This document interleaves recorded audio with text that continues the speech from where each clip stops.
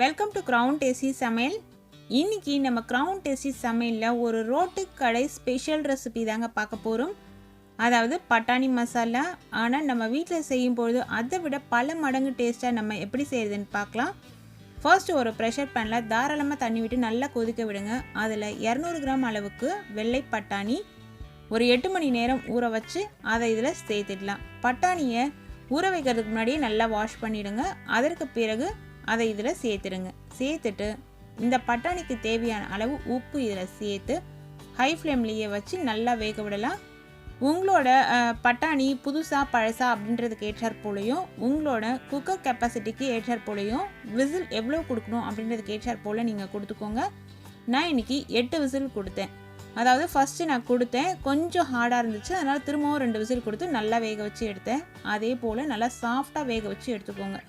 ரொம்ப சாஃப்டாக வேகணும். பட்டாணி எடுத்து நம்ம கையில் அழுத்தி பார்க்கும்பொழுது நல்லா சாஃப்டாக இருக்கணும். பார்த்தா தெரியுது இல்லைங்களா, தோலெல்லாம் நல்லா பிரிஞ்சு வந்திருக்கு. இந்தளவு சாஃப்டாக வேக வச்சு எடுத்து வச்சுக்கோங்க.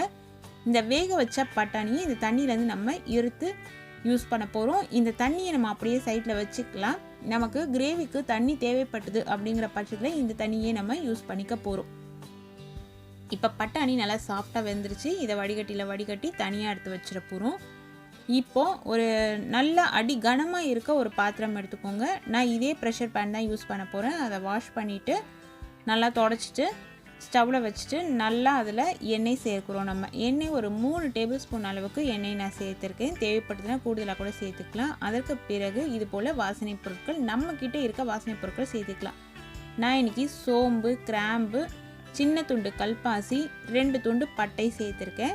நீங்கள் இலை, ஏலக்காய் கூட சேர்த்துக்கலாம். அதற்கு பிறகு வெங்காயம், ஒரு பெரிய சைஸ் வெங்காயம், ஒரு மீடியம் சைஸ் வெங்காயம் பொடியாக கட் பண்ணி சேர்த்துட்டு இந்த வெங்காயத்துக்கு தேவையான அளவு உப்பு கொஞ்சம் போட்டு நல்லா வதக்க விடலாம். வெங்காயம் வதங்கும் பொழுது மீடியம் ஹை ஃப்ளேம்லேயே வச்சுக்கோங்க. ரொம்ப லோ ஃப்ளேமில் வைக்க வேணாம். இந்த அளவு வெங்காயம் வதங்கினா போதும். உங்களுக்கு வெங்காயம் கூடுதலாக சேர்க்கறதுனால டேஸ்ட்டு நல்லா தான் இருக்கும். அதற்கு பிறகு இஞ்சி பூண்டு பேஸ்ட் ஒரு 1.5 டேபிள் ஸ்பூன் அளவுக்கு சேர்த்துக்கலாம். நீங்கள் தனித்தனியாக வச்சுருந்தீங்க, இஞ்சி பேஸ்ட்டு தனியாக, பூண்டு பேஸ்ட்டு தனியாக வச்சுருந்தீங்க அப்படின்னா ஒவ்வொரு டேபிள் ஸ்பூன் அளவுக்கு சேர்த்துக்கோங்க. இந்த அளவுகள்லாம் பார்த்தீங்கன்னா நம்மளோட ஃப்ளேவருக்கு ஏற்றாற் போல் கொஞ்சம் கூடுதலாக இல்லை குறைவாக சேர்த்துக்கலாம்.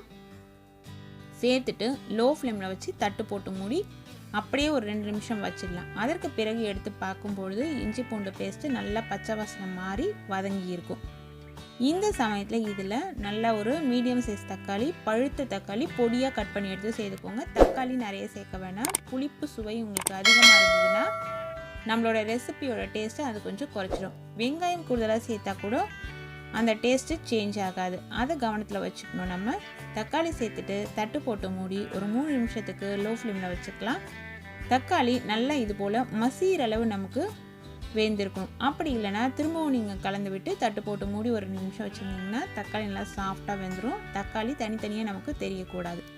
இந்த சமயத்தில் வேக வச்சு எடுத்து வச்சுருக்கோம் இல்லைங்களா, அந்த வெள்ளை பட்டாணி, அதை எடுத்து சேர்க்கணும். இதுலேருந்து ஒரு 2 கைப்பிடி அளவு பட்டாணியை தனியாக எடுத்து வச்சுருங்க. அதை நம்ம அப்புறம் சேர்த்துக்கலாம். சேர்த்துட்டு இந்த ரெசிபிக்கு தேவையான அளவு மஞ்சள் பொடி ஒரு 1/2 டேபிள் ஸ்பூன் அளவு மஞ்சள் பொடி சேர்த்தாச்சு. காரத்துக்கு வெறும் மிளகாய்த்தூள் 1/2 டேபிள் ஸ்பூன் அளவு சேர்த்துட்டு கலருக்காக Kashmiri chilli powder 1/2 table spoon அளவு சேர்த்துக்கலாம். காஷ்மீரி சில்லி பவுடர் நம்ம வீட்டில் இல்லை அப்படின்னாலுமே பரவாயில்ல. தனியாத்தூள் 1 டேபிள் ஸ்பூன் அளவு சேர்த்துக்கோங்க. நிறைய காரம் சேர்த்துடக்கூடாது. காரம் கொஞ்சம் குறைவாக இருந்தால் தான் இந்த மசாலா நல்லா டேஸ்டியாக இருக்கும். அதற்கு அடுத்தது கரம் மசாலா தூள் ஒரு 1/4 டேபிள் ஸ்பூன் அளவுக்கு சேர்த்துக்கலாம். சேர்த்துட்டு நம்ம ஏற்கனவே வடிகட்டி வச்சுருக்கோம் இல்லைங்களா தண்ணி, பட்டாணி வேக வைக்கும்பொழுது நம்ம வச்சுருந்தோம், அந்த தண்ணியை இப்போ இதில் எடுத்து சேர்த்துக்கலாம். அந்த தண்ணியிலேயே உப்பு இருக்கும். அதனால நீங்கள் வெங்காயம் வதக்கும் பொழுது போடுற உப்பு கவனமாக போடணும். உப்பு அதிகமாகிடுச்சுன்னா நம்மளோட மொத்த ரெசிபியுமே வேஸ்ட் ஆகிடும்.